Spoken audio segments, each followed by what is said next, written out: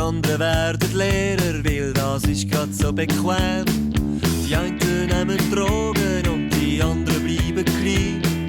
Die einen nehmen Zucker und die anderen Assugrin.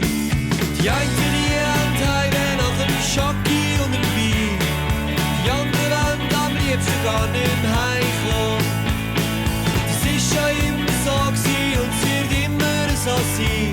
Es gibt niemanden, der dir sagen kann, wieso. Und die nicht shooten können, die macht eine Band. Der eine hat eine Glatze und auch irgendwie einen Knall.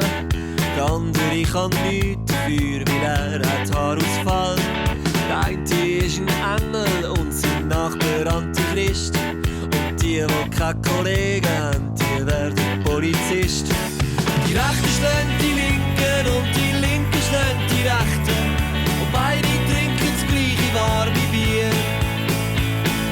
Die einen besetzen die Häuser und die anderen rühren Stein. Und keiner weiss, für was er demonstriert. Und die nicht shooten können, die macht eine Band. Ziehen wir eine Zwischenbilanz, sie ist allerdings ernüchternd. Plankton fehlt jegliche Strategie. Diese Mannschaft spielt wirklich, also man kann es fast nicht anders sagen, jämmerlichen Fußball, vereinzelte, klägliche Angriffsversuche und die Gäste können mühelos abwehren. Es ist ein Trauerspiel. Der FC Plankton liegt bereits im Nulzen. 1, 2, 3, 4, 5, 6, 7, 8, 9, weiß ich wie viel zu. So einen Bankdirektor wär ich gern mal Hausabwart. So einen Abwart gern mal mit nem BMW am Start. Wir spielen uns den Arsch ab in einer miesen kleinen Bar. Die anderen gehen zum Fernsehen und im Nu sind Superstar. Es gibt dieses und es gibt jenes und von jedem das Gegenteil. Und jeder muss eine eigene Meinung haben. Die einen finden's scheisse und die anderen finden's geil.